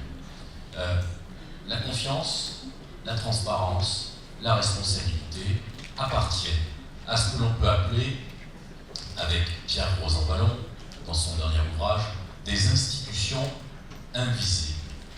la confiance est une institution invisible. Ce sont des institutions, la confiance, la responsabilité, la transparence, ce sont des institutions parce qu'elles constituent des cadres qui permettent au pouvoir politique de s'organiser, des cadres parce qu'avec la confiance, on peut durer dans le temps. Sans confiance, tout s'effondre. L'économie s'effondre. Les investisseurs, peut-être, n'iront plus en France s'il n'y a plus la confiance pour assurer les opérations économiques avec les acteurs français. Il en va du pouvoir économique comme du pouvoir politique, comme du pouvoir international. Sans la confiance, rien ne dure. Ce sont donc des institutions, mais ce sont la confiance, la transparence, des institutions invisibles. Invisibles parce que ce sont des qualités qui viennent d'en bas.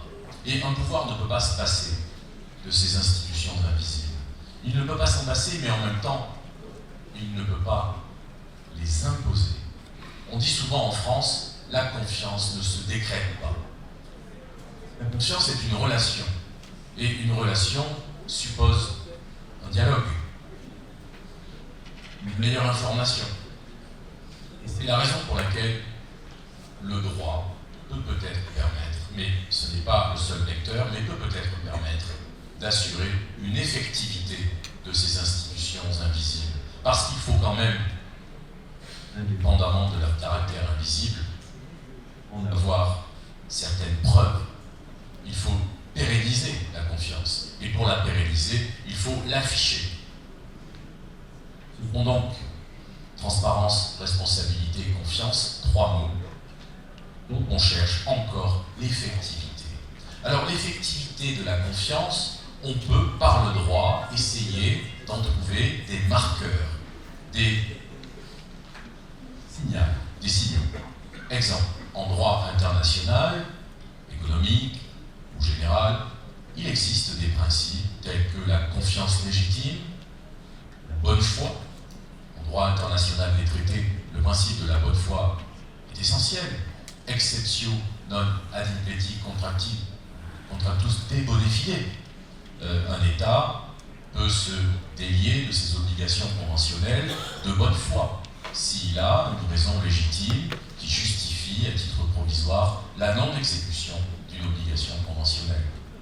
Et en droit de l'Union européenne, il existe un principe qui est consacré entre les États par l'article 4-3 du traité de fonctionnement de l'Union, qui s'appelle le principe de l'entente mutuelle, de la coopération loyale entre les États. La loyauté, elle est à l'origine de la confiance.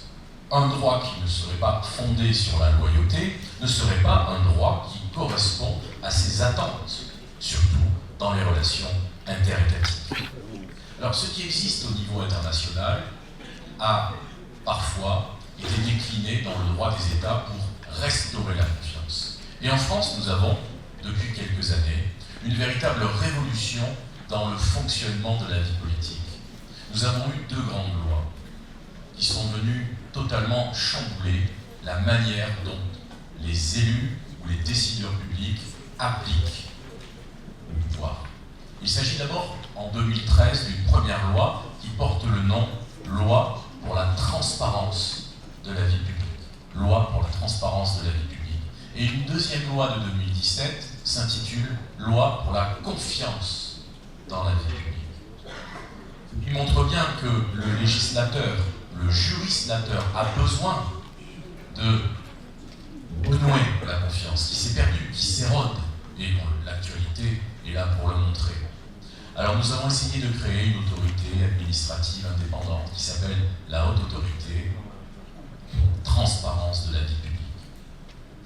Elle a apporté de bonnes solutions. Par exemple, elle permet de scanner discrètement la situation de tous les décideurs publics.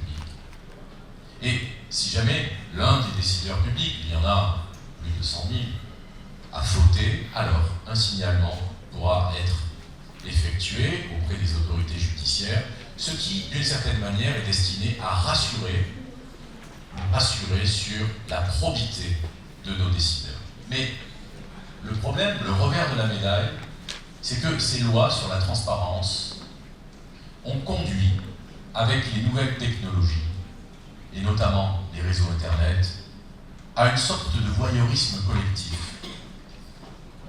Nous avons en France un phénomène qui consiste à créer un effet loupe sur certains scandales, qui ne sont pas si nombreux, mais qui attirent l'attention du public et qui crée une sorte d'effet boule de neige par l'intermédiaire des réseaux sociaux et d'Internet. Et des fake news très importantes viennent perturber les bonnes relations au sein de la société politique. Il faut donc faire attention. La transparence absolue est un danger. George Orwell l'avait bien montré dans 1984. Et peut-être que l'une des pistes, au-delà de tout ce que vous avez dit, l'éducation, à côté du droit, l'éducation, le dialogue, la culture, la meilleure compréhension de l'autre, sont, à mon sens, fondamentaux pour comprendre et pour améliorer la confiance. Mais peut-être qu'il faut aussi que nos élus et nos décideurs au niveau international relisent Montesquieu qui parlait de la vertu. Et voici ce que Montesquieu disait sur la vertu. Lorsque la vertu disparaît, lorsque cette vertu cesse, l'ambition entre dans les cœurs qui peuvent la recevoir et l'avarice entre dans tous. La République est alors une dépouille et sa force n'est plus que le pouvoir de quelques citoyens et la licence de tous. Vous avez raison, monsieur le ministre, il faut relire les classiques. Je vous remercie.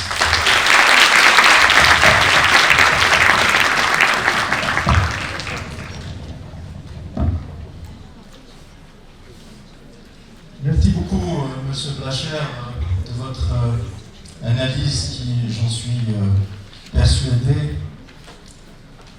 trouve sa source dans votre expérience, davantage que dans l'enseignement que vous prodiguez à l'université. Je suis sûr que vous devez avoir beaucoup de cas concrets que vous connaissez qui ont dû vous inspirer.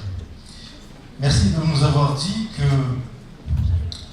eh bien, certains ministres, vous avez limité à un pays ami, dont le président nous a rendu visite il y a quelques semaines, que certains ministres devraient s'inspirer de ces actions, et nous en avons d'autres dans le pays, ils ne sont peut-être pas là dans cette salle.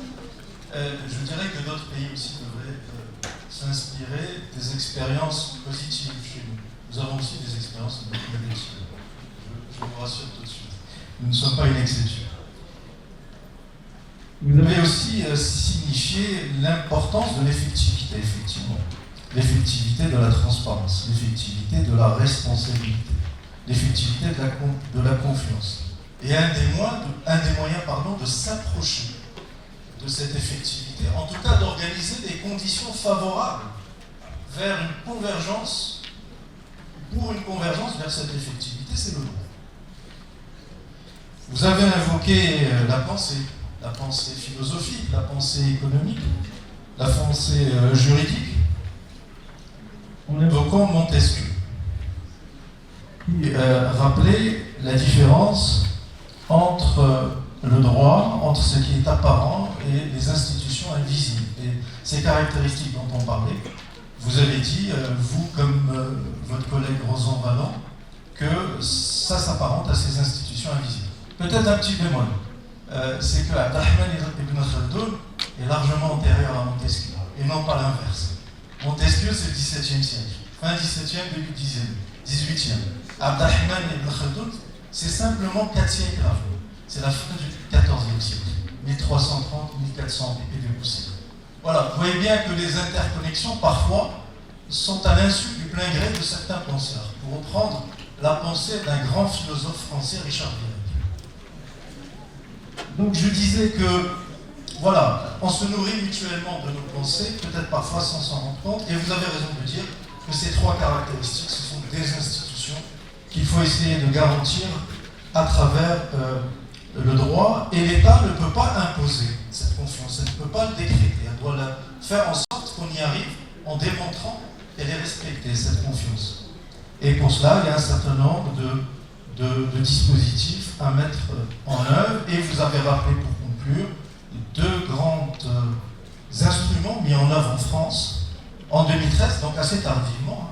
La loi sur la transparence ou pour la transparence de la vie publique, et en 2017, la loi pour la confiance de la vie publique, tout en étant prudent en disant que cette transparence doit être assurée pour ce qui se relève du bien commun, pour ce qui relève de la vie collective, mais il y a évidemment un certain nombre de choses qui relèvent de la vie privée dont on ne doit pas garantir la transparence, sinon c'est dans un système autocratique, autoritaire, d'où la nécessité d'organiser intelligemment ce droit à la transparence, mais un droit relatif et non pas absolu. Merci encore une fois, M. Blacher, pour votre intervention. Notre dernier intervenant, last but not least, peut-être le meilleur certainement, puisque vous êtes le dernier. Monsieur, on vous a laissé le dessert pour la fin.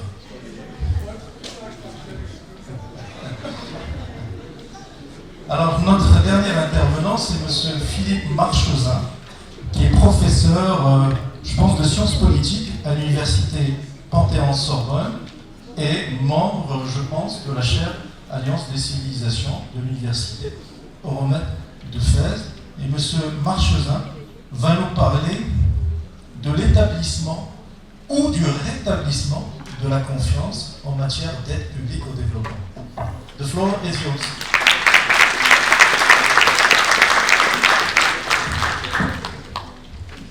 Désolé pour ma voix, j'essaie de faire le maximum. J'essaie de ne pas parler ce matin pour garder toutes mes forces. Mais alors, je pensais être hors sujet. Merci, c'est Abdeslam Sédiki, monsieur le professeur. Je ne pense pas que je serai entièrement hors sujet. Donc, je vais parler de l'aide publique au développement comme cas concret de tout ce qu'on peut dire, enfin une partie de ce qu'on a pu dire ce matin. Et ça aura un lien évidemment avec le rétablissement ou l'établissement de la confiance, si tant est qu'il n'a peut-être jamais existé en matière d'aide publique au développement. J'aborderai ma communication en 3 temps. Ce que n'est pas l'aide au développement, ce qu'elle est et ce qu'elle devrait être à mon sens. Je prendrai l'exemple de la France parce que c'est le cas que je connais le mieux ou le moins mal, mais je pense que ce que je vais dire s'applique à quasiment tous les donateurs. Donc, oui, pardon, excusez-moi, parce que j'ai oublié de remercier l'université. À chaque fois que je viens, c'est formidable. Avec les étudiants, avec les collègues, c'est extraordinaire. Et merci pour votre introduction finalement. Pardon. Donc, premier point, ce que n'est pas l'aide. L'aide ne sert pas, à mon avis, à lutter fondamentalement contre la pauvreté. Or, c'est l'objectif premier qui est confié à l'aide dans tous les grands textes internationaux qui concernent l'aide publique au développement. Comment vérifier que l'aide ne sert pas à lutter contre la pauvreté? Tout d'abord, le bon sens. Il suffit de se promener dans les rues, notamment en Afrique, mais aussi ailleurs, pour s'en apercevoir. C'est très facile. Si on regarde les taux de pauvreté par ailleurs, on s'aperçoit qu'il y a 30, 40, 50% de taux de pauvreté dans plusieurs pays africains, jusqu'à, je crois, 70% en Madagascar. Deuxième élément, les chiffres. Si je consulte le rapport du CAD, Comité d'aide au développement de l'OCDE, sur l'observation par les pairs de l'aide française en 2018, et si je regarde la santé et l'éducation, alors on est à 15-20% dans les deux, mais si on regarde la santé primaire, on est à 2%, et l'éducation de base, on est à 1%, ce qui est ridicule. Si on regarde la moyenne du CAD, c'est 3%, c'est-à-dire que tout le monde fait pareil, ou quasiment. Comme dans le domaine du transport, je pense qu'il y a un vrai problème de logistique du dernier kilomètre. On n'y arrive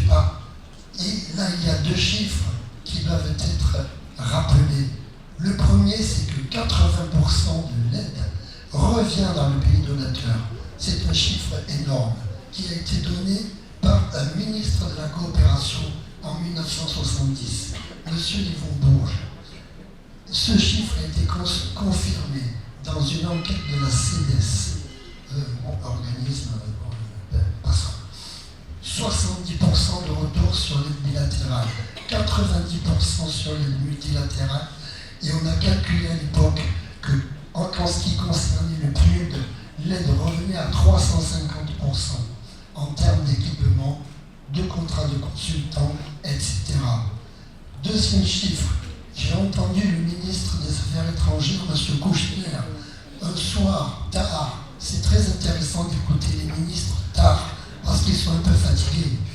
Et il a dit, près de minuit, il était presque minuit, il a dit que près de 40% de l'aide s'évapore, donc est détournée.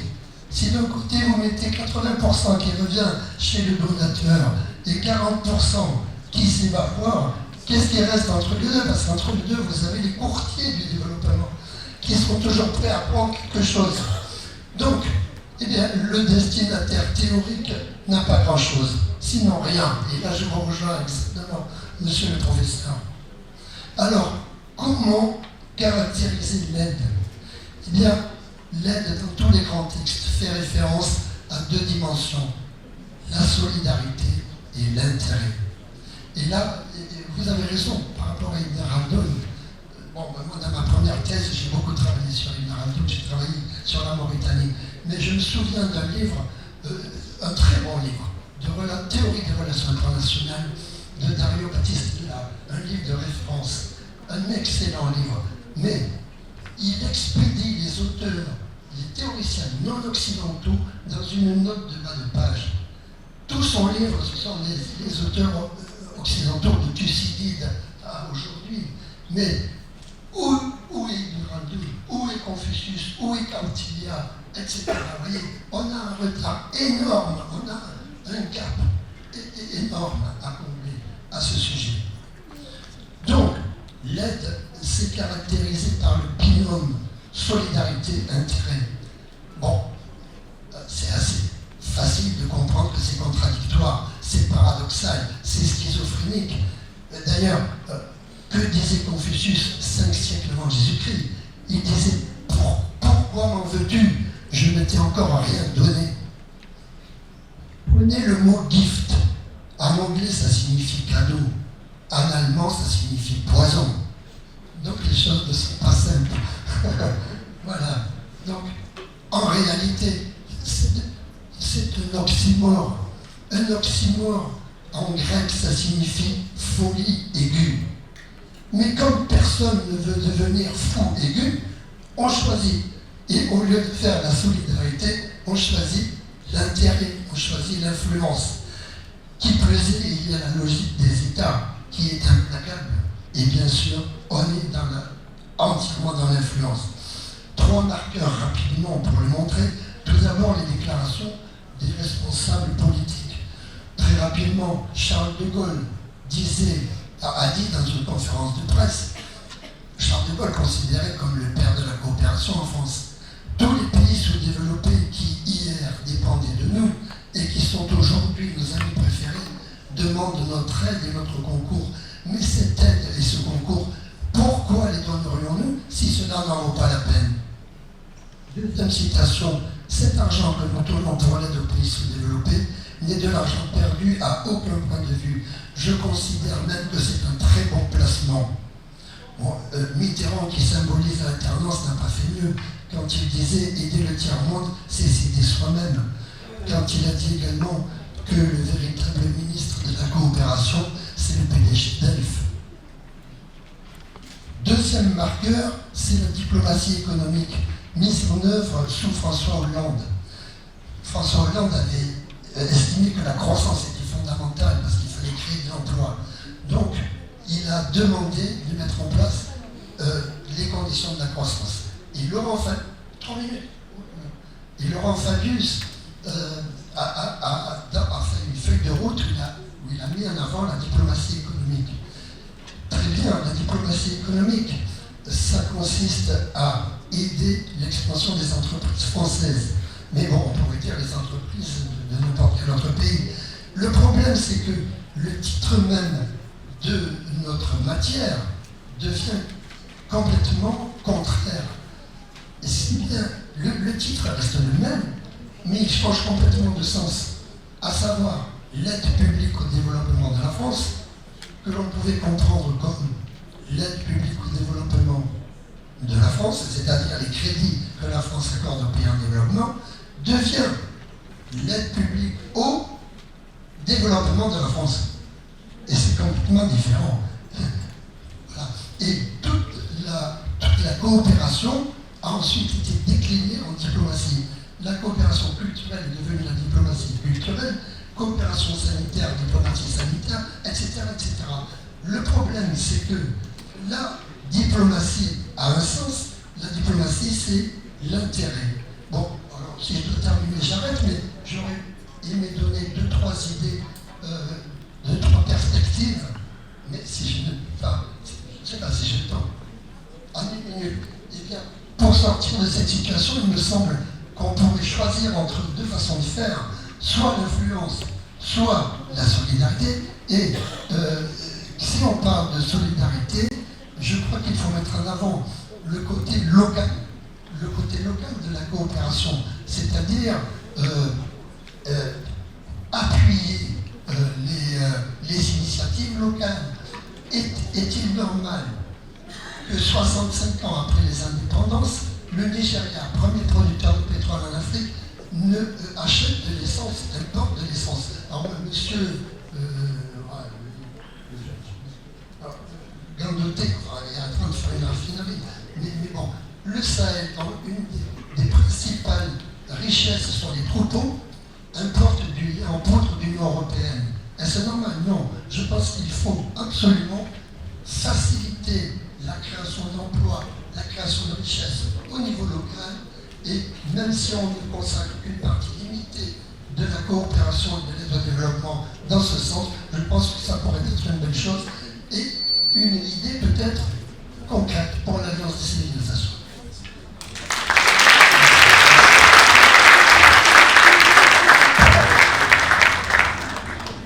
Merci, Monsieur Marchausin, de nous avoir parlé de l'aide au développement et d'avoir fait le lien entre la gouvernance mondiale avec les 3 grandes caractéristiques que nous recherchons. Nous recherchons désespérément la confiance, la responsabilité et la transparence avec l'aide au développement. Et vous avez commencé votre propos en vous interrogeant, est-ce que c'est pas, je reprends le terme, un oxymore, aide au développement et confiance. Vous avez dit que peut-être que ça n'a jamais existé. Et vous avez ensuite défini ce que n'est pas l'aide au développement. C'est pas une aide à la pauvreté en prenant pour argument un certain nombre de mes statistiques, puisque 80%, 70-90, une moyenne de 80% de l'aide revient aux pays donateurs, ce qui montre bien qu'il y a des dysfonctionnements dans la gestion et dans la transformation de l'esprit. Et dans les 20% qui restent, il y a un certain nombre de commerçants, de spéculateurs, d'intermédiaires, et donc finalement, c'est peut-être 10-12% qui revient aux bénéficiaires. Vous avez dit également que l'aide au développement, c'est la solidarité et l'intérêt, même s'il y a une contradiction entre ces deux concepts. Et vous avez conclu votre propos en proposant un certain nombre de recommandations pour faire en sorte que l'aide au développement soit réellement l'instrument de développement des pays qui en ont besoin et non pas un instrument détourné pour développer les entreprises publiques et privées des pays donateurs, si j'ai bien compris. Merci à vous. Merci à tous nos intervenants. J'espère que cet échange vous a intéressé. En tout cas, moi, j'ai eu beaucoup de plaisir à animer la discussion avec mes collègues professeurs universitaires.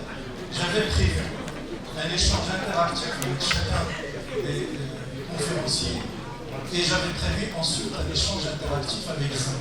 Parce que tout ça, c'est fait pour vous, et en particulier, n'en prenez pas offense, mes chers collègues et amis professeurs, d'abord et avant tout à nos étudiantes et à nos étudiants. J'espère que mon ami et professeur C.S. Josi aura la possibilité d'organiser une autre séance uniquement pour échanger avec vous. Et merci pour votre